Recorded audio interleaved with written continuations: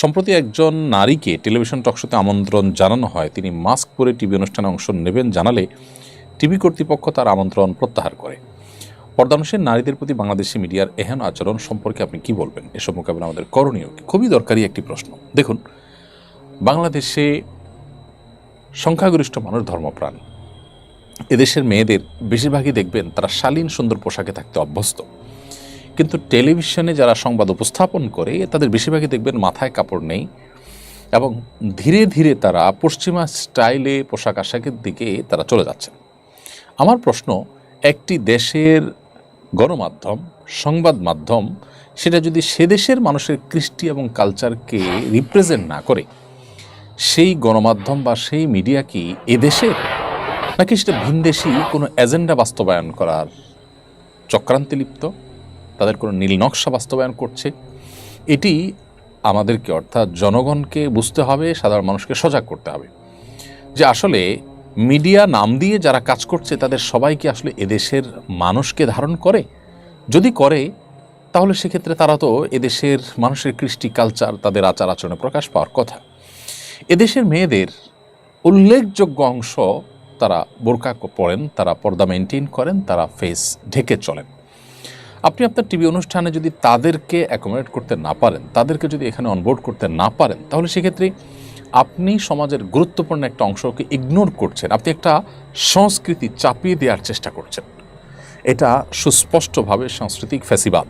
এটি নানা সময়ে আমাদের সমাজে আমাদের উপরে ঝেঁকে বসেছে এবং দীর্ঘদিন পর্যন্ত এই সংখ্যা লঘুরা, সামান্য কিছু হাতে গোনা ইসলাম বিদ্বেষীরা এবং বিদেশিদের দোসররা, তারা আমাদের দেশের মানুষের উপরে একের পর এক তাদের এই সমস্ত চিন্তাধারাকে চাপিয়ে দিচ্ছে। এদেশের অনেক পজিটিভ জিনিস দেখবেন তারা প্রচার করে না, অনেক নেগেটিভ জিনিস তারা প্রচার করে।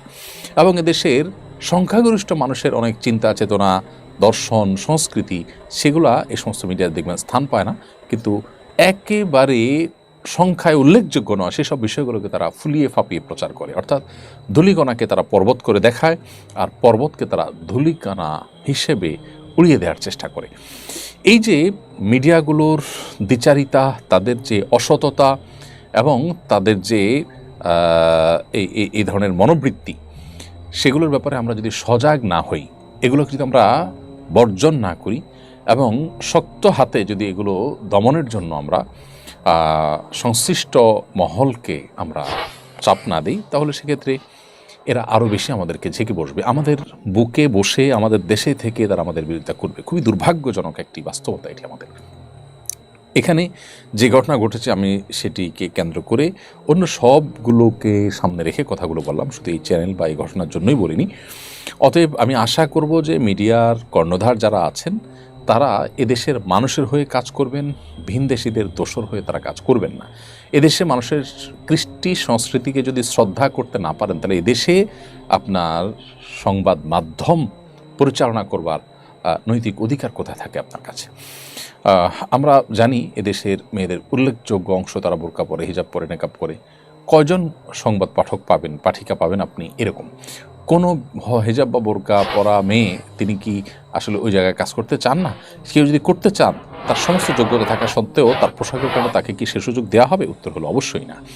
কোনো মেয়ে ইসলামী দৃষ্টিকোণ থেকে এই পেশায় যাওয়া উচিত কি উচিত না, একটা ভিন্ন আলাপের বিষয়। কিন্তু আমি বলছি, যদি কেউ যান তারপরে তাকে যেতে দেওয়া হবে কি না? উত্তর হলো না। এর নার কারণ কি?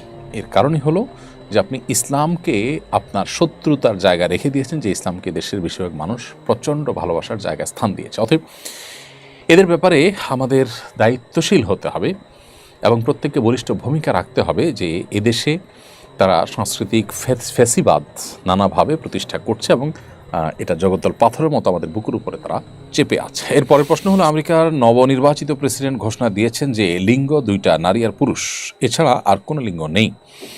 তার এই মন্তব্যে আমাদের দেশের ট্রান্সজেন্ডারবাদীদের দৌরাত্ম্য কি কমবে বলে মনে করেন? সুন্দর প্রশ্ন। দেখুন, আমেরিকার নবনির্বাচিত প্রেসিডেন্টের অনেক বিষয়ের সাথে আমাদের মুসলমানরা আমরা ভিন্নমত পোষণ করলেও তার এই কথাটাকে আমরা দারুণভাবে সমর্থন করি এবং এটিকে যুগান্তকার বলে আমরা মনে করি।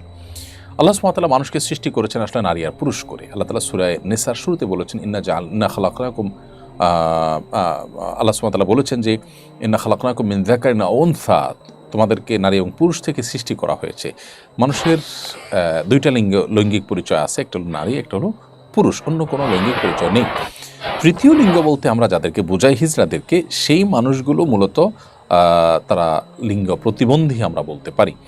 তাদের শরীরে বায়োলজিক্যালি এবং তাদের ফিজিক্যালি যদি তারা নারীত্বের দিকে তাদের ঝোঁক বেশি থাকে বা প্রবল টান থাকে, বা তাদের দেহে তাদের মানসিকতা এবং জিনগতভাবে নারীত্বের দিকটা প্রবল থাকলে তাদেরকে নারী ধরে ট্রিট করা হবে, এবং তাদের যেটুকু পুরুষত্বের ভাব তাদের মধ্যে আছে সেগুলো ট্রিটমেন্ট করতে হবে, কাউন্সেলিং করতে হবে, ইত্যাদি উপায়ে তাদেরকে সুস্থ করে তুলতে হবে। এটি হলো ইসলামের নির্দেশ না। এর বাইরে কিছু এক্সট্রাঅর্ডিনারি কেস আছে, সেগুলো একান্তই প্রতিবন্ধকতা হিসাবে দেখতে হবে, অসুস্থ হিসাবে দেখতে হবে। আজ সে অসুস্থতাটাকেই সমাজে প্রতিষ্ঠা করবার অপচেষ্টা চলছে, এবং এটার জন্য নানাবিধ ষড়যন্ত্র গোটা বিশ্বব্যাপী চলছে। এখন কেউ বলতে পারেন এটা করে লাভ কী? লাভ হলো সমকামিতাকে প্রতিষ্ঠা করা। শয়তানের একটা বড় চক্রান্ত হলো পৃথিবীতে আল্লাহর সৃষ্টিতে ব্যাপক পরিবর্তন আনা, সমকামিতার মতো জঘন্য নোংরামিকে সমাজে প্রতিষ্ঠা করা। এটার অন্যতম উপায় হলো এই ছেলেকে মনে মনে তার মনে হলো মেয়ে, মেয়েকে মনে হলো তার মনে হলো ছেলে, এর ভিত্তিতে তার আপনার লৈঙ্গিক পরিচয় পুরো শেষ করে দেওয়া। এর মাধ্যমে সমকামিতার পথ উন্মুক্ত হয়। একজন ছেলে যখন নিজেকে মেয়ে মনে করেন, তখন তিনি আরেকজন ছেলের সাথে বিবাহ বসেন, অথচ তিনি আগে থেকেই ছেলে। তাহলে ছেলে সমান ছেলে, তাতে কী দাঁড়ালো? সমকামিতাই হলো। তো এইভাবে আসলে ট্রান্সজেন্ডার বাদ নানাভাবে প্রতিষ্ঠা হয়। এটার বিরুদ্ধে আমেরিকার প্রেসিডেন্টের ঘোষণা, এটা নিশ্চয়ই যুগান্তকারী একটি ঘটনা এবং অসাধারণ একটি বিষয়। তার অন্য সব বিষয়ে বা অন্য অনেক বিষয়ের মতো পার্থক্য থাকলেও কারোর থাকতে পারে, কিন্তু এই বিষয়ে কারোর মতো পার্থক্য থাকা উচিত না। আমার মনে হয় আমাদের দেশের ট্রান্সজেন্ডারের ধ্বজাধারীরা, তাদেরকে এবার থামাবার একটা দারুণ সুযোগ এসেছে। তাদেরকে থামাতে হবে আমাদের, এবং তারা আমাদের এই সমাজকে নষ্ট করার যে চক্রান্তে লিপ্ত, সেটার বিরুদ্ধে আমাদের কথা বলতে হবে।